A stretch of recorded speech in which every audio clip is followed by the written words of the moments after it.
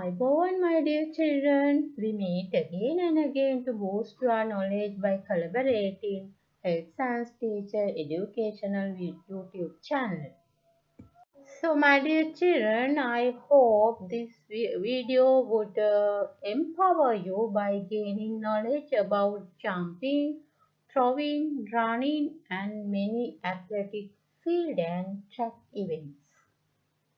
So our grade 6, 7 and 8, our lower secondary students, you all can gather around your device as I am going to start your lesson. Today we will learn about jumping, throwing and running events.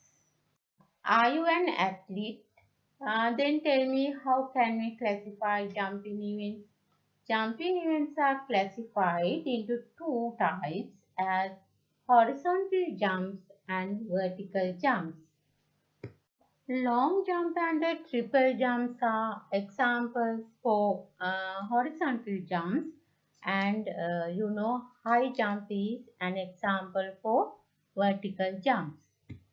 To perform maximum skills of jumping, jumper should adopt correct techniques because these correct techniques help the jumper to mastering of strength and momentum of legs, because we know these jumpers use their legs very frequently.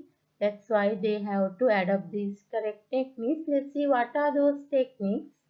First, we will see about long jump. There are three techniques of long jump as the hang, the sail and the hitch kick. These athletes use these three techniques as I told you, hang, sail and hitch kick, by aiming maximum distance of their jump. In hang technique, the jumper learns to lend the body to make it efficiently as long as possible. The sail technique allows the body to sail in air. Hitch kick is a running motion, helps the jumper to maintain balance in air. There are many drills to practice these main three techniques in long jump. By engaging in these drills, these jumpers can develop their skills in long jump. So look at the screen, children. Long jump technique comprises four phases or four stages. Let's see what are the four main phases of long jump techniques. Approach run, take off, flight and landing. To jump to a maximum distance, first the jumper does a good run, that is the approach run. Approach run is the first phase of long jump, and the distance of jump that the jumper done is depend on the approach run. Then the jumper takes off. The takeoff speed can be increased by taking the long step with well-raised feet while approach run. After takeoff, now the jumper is in flight phase. The jumper can use sail technique, especially in the sail technique. The free leg of jumpers is well straightened parallel to the ground, and his takeoff leg should be kept aligned with the free leg. Then the last phase, landing stage. When the jumper landing, jumper should bend his two legs, and two hands should be brought backward from the side of the body, and as the feet touch the ground, the body should be brought forward to maintain the body balance. I'll repeat: approach, run, take off, flight and landing are the four main phases of long jump. Mastering these skills thoroughly by following correct techniques will make you become an excellent jumper. Now let's see what are the rules and regulations that the jumper should consider for his safety and to approach a good target or good achievement. Now you know children, long jump comes under the athletic field event. In long jump, taking off with one leg is a rule. Jumping and landing can be done with both legs or one leg, but landing on both legs is safer than landing on one leg. When landing, the athlete must land on the ball of the feet, and the athlete should maintain the body. The skills of jumping can be improved by mastering strength and momentum of legs by adapting correct techniques. Then long jump practice activities. There are several activities that you can engage, and by practicing these activities, you can improve your skills in long jump. You can remain in one place and jump into the jumping pit using both feet. Now you know children, long jump comes under the athletic field event. In long jump, taking off with one leg is a rule. Jumping and landing can be done with both legs or one leg, but landing on both legs is safer than landing on one leg. When landing, the athlete must land on the ball of the feet, and the athlete should maintain the body balance. The skills of jumping can jump forward, taking off with both feet, and jump into the jumping pit. It is another activity that you can practice, and try to make about 15 centimeter high wooden box and keep closer to the jumping pit. And you can run forward, take it either 5 or 7 steps and jump into the jumping pit, stepping on the wooden box. It is another activities that you can follow. So these various activities would help you to develop your skills in long jump. Now we will see about throwing events. Whether throwing is an activity that we naturally do, but you have seen that athletes engage in different type of throwing events with using different type of throwing equipments. They throw the equipments from the front, from the sides, and from above the body.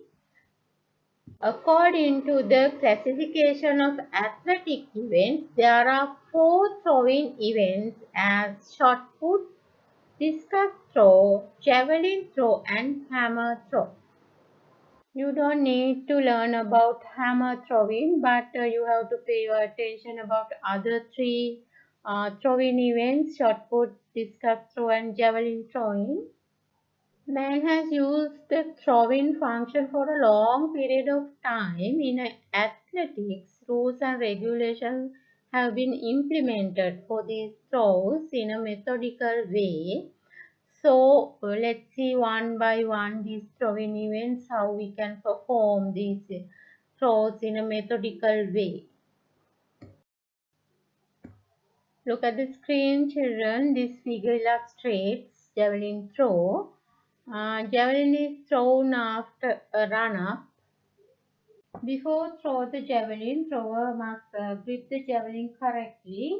Then the thrower can use two methods for gripping the javelin. Either athlete can grip the javelin with thumb and index finger, or grip the javelin with thumb and middle finger. These two methods are used for gripping the javelin. These simple activities for practicing javelin throw. Then you can put a mark, and you can throw the javelin at a target that has been marked in front, and you can throw the javelin over a distance of about 5 meters. See, this spherical shape equipment is shot put. The shot put is the heaviest equipment out of other throwing equipments. Skills of shot put can be displayed maximum by mastering strength, momentum, and coordination. Holding and keeping the shot put, it is very important. When holding the shot put, it should be held at the base of the fingers, as it is not touch the palm. The thumb and small finger should be kept as support for holding the shot put, while the other finger should be kept slightly spread apart. Now you can place the shot put under the jaw and in the neck below the ear, and hand, raise your elbow from the side of the body, forming an angle of about 45 degrees with the body. Is it clear, children? Listen, I will repeat. The shot put is held with the fingers so that it does not touch the palm. When the shot put is placed under the jaw and in the neck below the ear. After the shot put hold in hand properly, then you have to keep your feet about the shoulder width apart. Then bend the knees slightly and turn the upper body clockwise. Now you can turn the upper body towards the front while the legs are straightened and release the shot put from hand. Now the discus throw. The discus throw had been an event even in the first Olympic Games held in Athens. Discus throw is also required a combination of strength, momentum, and coordination.